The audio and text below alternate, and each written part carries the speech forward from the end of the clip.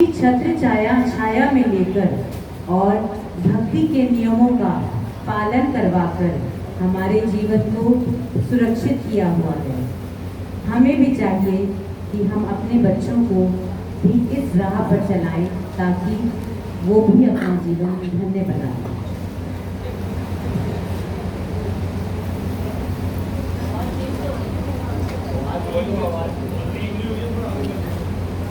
आश्रम में रहने वाली सेवादार बहन जी अपनी एक सहेली के साथ इनाया के घर जाती हैं, इनाया को आश्रम पर बुलाने के लिए। बेला जय सत्यनारायण जी। जय सत्यनारायण आंटी जी। बड़ी खुशी हुई आपको देखकर। मुझे भी खुशी हुई है आपको देखकर। आइए बैठिए जी। धन्यवाद जी। पहले बताइए क्या लेंगे आप लोग? चाय, कॉफी या कोल्ड ड्रिंक? आइए आप ही बैठिए। हमें कुछ आपसे जरूरी बातें करनी है। हाँ बताइए क्या बात है? हम इन छुट्टियों में बच्चों को सेवा के लिए आश्रम पर बुलाना चाहते हैं। हमारे श्री सद्गुरुदेव दादा जी की दिव्य प्रेरणा से इन बच्चों के भविष्य और भक्ति में उन्नति के लिए हम चाहते हैं कि बच्चे आश्रम पर आए और सेवा, सत्संग, सिमरन का लाभ उठाएं। इस कलयुग के दौर में अक्सर बच्चे गर्मियों की छुट्टियों में टीवी और मोबाइल में अपना कीमती समय बर्बाद कर देते हैं और स्कूल टाइम में भी बच्चों पर पढ़ाई का इतना बोझ होता है कि वे अपनी योग्यताओं को पूरी तरह से विकसित नहीं कर पाते।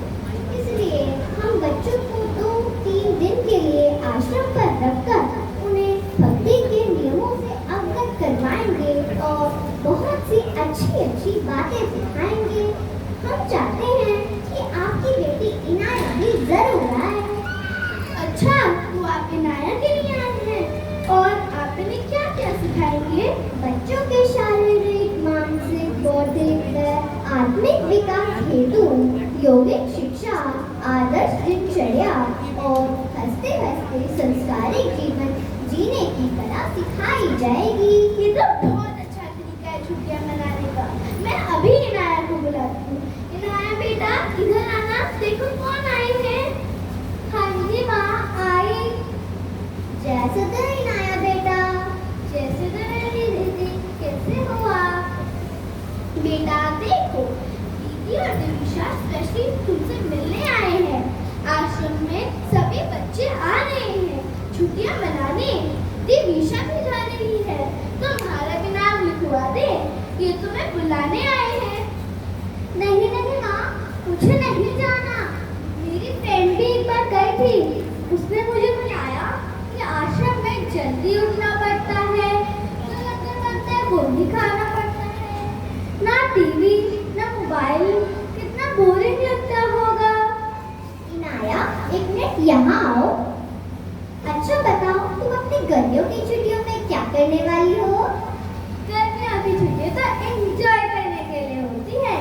मैं तो अपनी गर्मियों की छुट्टियों में खूब एंजॉय करूंगी। देर तक सोऊंगी, टेस्टी खाना खाऊंगी, ढेर सारी मूवीज देखूंगी, पिकनिक, पार्टी, नानी घर। वाओ, कितना मजा आएगा। आप कभी आश्रम में रहे हो? नहीं। अच्छा एक बात बताओ, यदि किसी ने रसमलाई ना खाई हो और उससे उसका स्वाद पूछा जाए तो क्या वह बता पाएगा? नहीं। टेस्ट करे बिना कोई कैसे बता पाएगा? दीदी बिल्कुल ठीक कह रही है।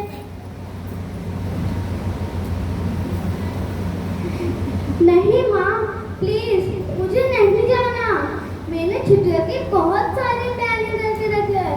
मैं नहीं जाऊंगी। अच्छा एक बात बताती हूँ, ध्यान से सुनना। पीहू बहन जी एक कहानी का उदाहरण देकर इनाया को समझाने की कोशिश करती हैं। एक शिल्पकार को मूर्ति बनाने के लिए एक सुंदर पत्थर की तलाश थी। वो एक जंगल में गया और वहाँ उसे एक बहुत सुंदर पत्थर दिखाई दिया। उसे देखकर उसके मन में हुआ, यह पत्थर तो बहुत सुंदर है। यह पत्थर तो बहुत सुंदर है। यदि इस पत्थर की मूर्ति बनेगी तो मंदिर की शोभा बढ़ेगी। इस पत्थर को टकोर कर देखता हूँ। ठग ठग। अरे अरे, ये क्या कर रहे हो? मुझे दौड़ रहा है, छोड़ो मुझे। अरे पत्थर, क्या तुम महान बनना चाहते हो? हाँ हाँ, मैं बहुत महान बनना चाहता हूँ। मैं तुम्हारी बहुत सुंदर मूर्ति बनाऊंगा, फिर सब लोग तुम्हारी पूजा करेंगे, तुम महान पत्थर बन जाओगे। मगर उसके लिए तुम्हें थोड़ा कष्ट सहन करना होगा। नहीं नहीं, मैं पीड़ा नहीं सहना चाहता। अगर आप मुझे बिना कष्ट दिए महान बना सकते तो बना दीजिए, ताकि मैं कुछ भी नहीं सुनूंगा। अरे प्यारे, बिना सके कोई महान नहीं बन सकता। मूर्ति बनाने के लिए पत्थर को तराशना ही पड़ता है। यदि ऐसा है तो मुझे माफ कीजिए। मैं आपकी किसी भी प्रकार की गहराई के लिए तैयार नहीं हूँ। मैं तो बिना कष्ट से ही जीवन जीना चाहता हूँ। शिल्पकार निराश होकर थोड़ा आगे जाता है। इतने में ही उसे एक और सुंदर पत्थर दिखाई देता है। बहुत खुशी से उसकी ओर बढ़ा और पास पहुंचकर पहले की तरह उस पर भी छेनी से प्रहार किया। ठा ठा ठा। आहा, जी आप कौन है और मुझे इस तरह चोट क्यों पहुंचा रहे हैं? मैं शिल्पी हूँ। मैं तुम्हारी घड़ाई करके तुम्हें भगवान की मूर्ति बनाना चाहता हूँ। क्या तुम बनोगे? भगवान की मूर्ति? क्या मैं इस लायक हूँ? क्या सच में मैं भगवान की मूर्ति बन सकता हूँ? भगवान की मूर्ति, भगवान की मूर्ति तो हर पत्थर बन सकता है, मगर उसके लिए उसे शिल्पी की गहराई सहनी पड़ती है। जो सह लेता है वह पूर्णीय बन जाता है, जो नहीं सहता वह नहीं बन पाता। जी, मैं आपकी हर प्रकार की गहराई के लिए तैयार हूँ। आप बस मुझे सुंदर सी मूर्ति बना दीजिए। शिल्पी ने बहुत प्रसन्न होकर उस पत्थर को एक सुंदर मूर्ति का आकार दिया। गांव के सुंदर मंदिर में उस मूर्ति की प्रतिष्ठा की गई। दूर दूर से लोग वहां पूजा करने आने लगे। वो प्रतिमा बहुत ही सुंदर बनी। भक्त काफी समय तक मंदिर में बैठकर भगवान को देख देख कर ध्यान करते। सभी भक्त भगवान के दर्शन करके कृतार्थ हो जाते।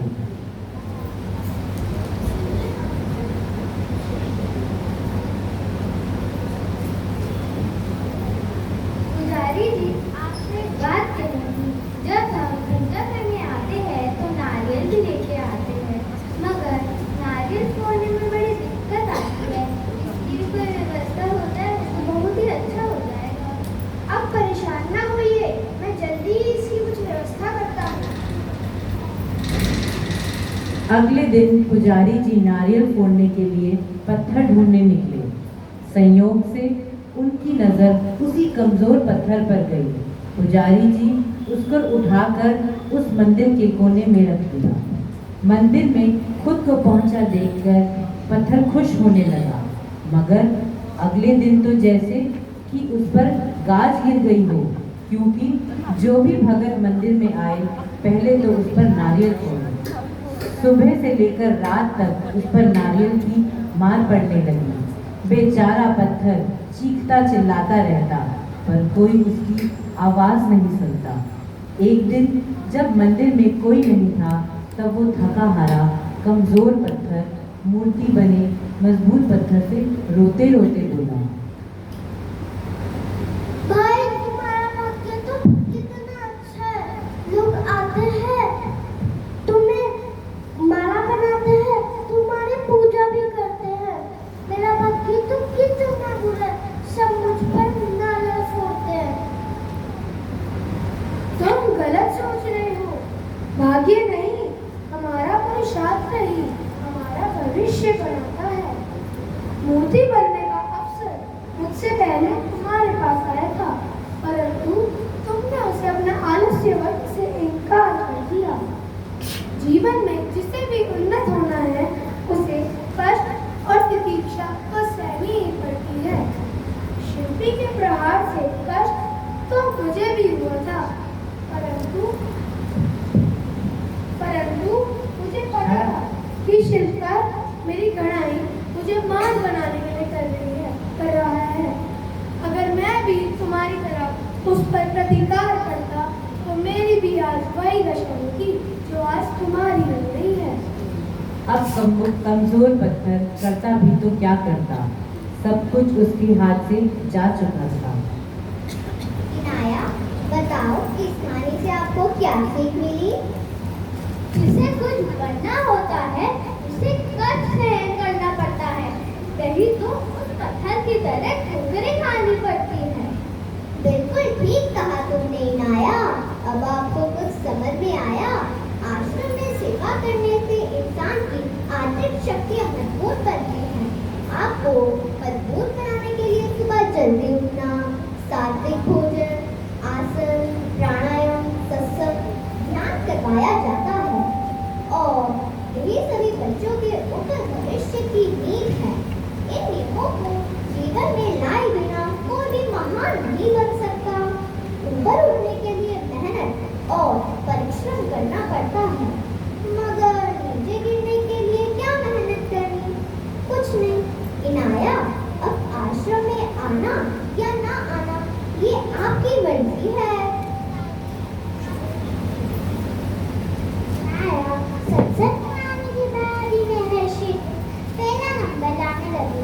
पहले मुझे भी घूमना फिरना, बाहर का खाना पीना, टीवी, मोबाइल आदि में टाइम पास करना पसंद था, मगर एक दो बार आश्रम जाने के बाद मेरे को अपने कीमती समय का एहसास हुआ। तब से मैं एक भी सत्संग मिस नहीं करती। हर रविवार मैं अपने पापा मम्मी के साथ आश्रम जाती हूँ। जैसे भगवान श्री राम और उनके भाई सब कुछ सुविधाएं छोड़कर तरह तरह के कष्ट सहकर मजबूत हुए, ऐसे ही हमारे श्री गुरु महाराज जी चाहते हैं कि हमारे सेवक भी इन भक्ति के पांचों नियम का पालन करके महान बने और प्रसन्न रहे और सुख सुविधाओं की गुलाम ना बने। श्री गुरु महाराज जी चाहते हैं कि हमारे सेवक, श्री गुरु महाराज जी फरमाते हैं कि हमारे सेवक नाम स्मरण करके सशक्त हो जाएंगे और अपने लक्ष्य को प्राप्त कर लेंगे, फिर वो हमारे प्रसन्नता के पात्र बन जाएंगे। बहन जी, इस बात की तरफ तो आज तक हमारा ध्यान कभी गया ही नहीं कि बच्चों को सुविधाओं से ज्यादा संस्कार की जरूरत है। आज तक हम यही सोचते थे कि बच्चों को ज्यादा से ज्यादा सुख सुविधाएं दें ताकि आगे बढ़ने में उन्हें कोई मेहनत न हो, मगर हमें इसके बदले हमने हमेशा यही पाया कि बच्चे सुख सुविधाओं के गुलाम बनकर रह जाते हैं और यदि हम उन्हें उनकी मनचाही सुविधाएं नहीं दे पाते तो वह अपना काम खो बैठते हैं।